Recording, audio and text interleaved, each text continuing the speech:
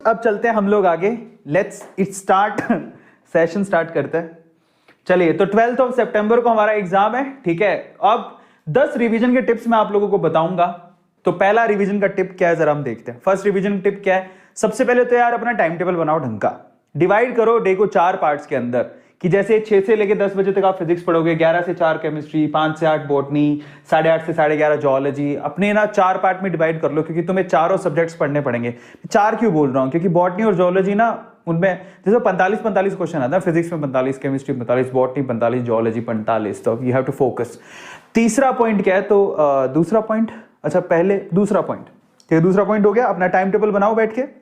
तीसरा पॉइंट क्या है, जो आप डिवाइड कर लेते हो, ठीक है, उसके बाद आपको क्या करना है, अपने पूरे दिन के अंदर 2 घंटे की डिटेल रिवीजन भी करनी है और 2 घंटे के प्रैक्टिस भी करने हैं क्वेश्चंस के।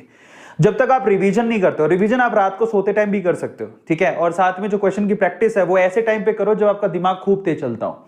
तो ये जरूरी है करना, क्योंकि अगर आप क्वेश्चन सोल्व नहीं करोगे ना पिछले सालों के, तो आपका ना वहां जाकर एग्जाम में दिक्कत होगी। फोर्थ पॉइंट क्या है, 1 चैप्टर पर सब्जेक्ट पर day is necessary to you. जितना समय बचा है, हर दिन में 1 चैप्टर एक सब्जेक्ट का आपको करना पड़ेगा, मतलब 4 चैप्टर को खत्म करने, फिर रिवीजन भी करना है और फिर उसके बाद उसके क्वेश्चंस भी निकालने हैं, तो सारे काम आपको करने पड़ेंगे। तो उसके बाद आप क्या करना है, 11th और 12th के जो चैप्टर है ऑल्टरनेटिव डेज में करोगे तो आपको बेनिफिट होगा। पहले आप क्या करो, जैसे मंडे को आप 11th कर लिया, तो जो ट्यूसडे को वो आप क्या करोगे 12th, उसमें एक काम कर सकते हो, जो आपने 11th के चैप्टर मंडे को किए हैं, ट्यूसडे को आपको पता है ना कि आपके 11th के चैप्टर बहुत सारे जो बेस बनाते हैं 12th के चैप्टर की, तो उसी से रिलेटेड 12th के चैप्टर उठाओ।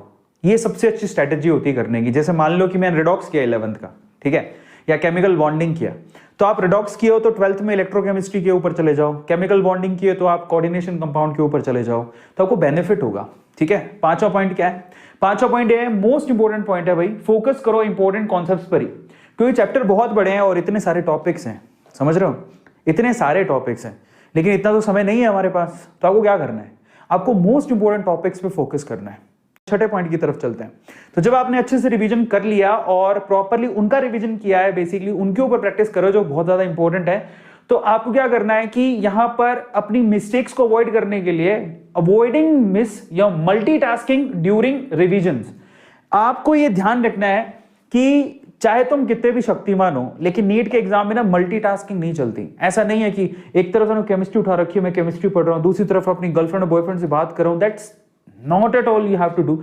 आपको ये ना मल्टीटास्किंग नहीं करनी है, समझ रहे हो। यहाँ मैं बुक, यहाँ पर मैं कोई यूट्यूब पे वीडियो भी देख रहा हूँ, या मैं कॉफी भी पी रहा हूँ, दो ही तो हाथ है तुम्हारे, दिमाग एक ही है, तो फोकस एक ही चीज पे करो, rather focusing on different things, वो अच्छी बात नहीं होती। तो मल्टीटास्किंग नहीं करना, एक समय पे एक ही चीज पे ध्यान देना है। 7वां पॉइंट क्या है, आपको अटेम्प्ट करने हैं weekly timed test as well.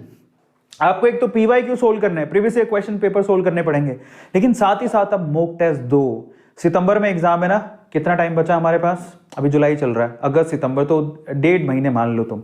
तो 1.5 महीने के अंदर तुम्हें क्या करना है, 1.5 महीने का मतलब हो गया टोटल तुम्हें 6 संडे मिलेंगे, कम से कम 6 मॉक टेस्ट तो दे लो। मॉक टेस्ट देने से आपको बहुत बेनिफिट होगा, तो कम से कम 6 मॉक टेस्ट का टारगेट बनाओ। उससे ज्यादा करते तो बहुत अच्छी बात है, क्योंकि जितने ज्यादा मॉक टेस्ट दोगे उतनी ज्यादा आपको प्रैक्टिस होगी कि 3 घंटे निकालने कैसे वहां पे, समझ में आ रहा है। So that's very important.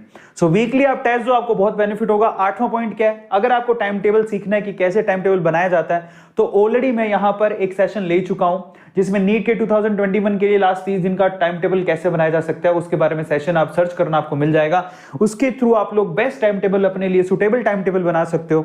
9वां point क्या है, सबसे इंपॉर्टेंट पॉइंट है ये, याद रखो, इंसान स्वस्थ होगा तभी कुछ कर पाएगा, और स्वस्थ नहीं होगा तो नहीं कर पाएगा। इन दैट केस अच्छा खाना खाने से, आपको पता है आप हेल्दी कब रहते हो, हेल्दी सिर्फ एक्सरसाइज से नहीं रहते हो, ऐसे ऐसे करके टांगे वांगे हिला ली और बाद में पता लगा ऐसे तुम टांगे वांगे हिलाई है, और थोड़ी देर बाद तुम, जब तुम्हें गर्मी लगने लगती है, तुम यहाँ पर कोका कोला पी रहे हो, पेप्सी पी रहे हो, नहीं, ऐसे समोसा खा रहे हो, कचौरी खा रहे हो, पिज्जा खा रहे हो। अच्छा हेल्दी खाओ यार, अच्छा खाना खाओगे तो आपको अच्छा होगा, और खराब खाना खाओगे तो फिर उसकी एनर्जी खत्म हो जाती है। 10वां पॉइंट क्या है, 10वां पॉइंट है, keep your self motivated and stop being worried. चिंता नहीं करनी है, चिंता चित्ता समान होती है, चिंता ता चिता चिता चिंता ता ता, गाना सुना तुम लोगों ने, उसका मतलब ही यही है।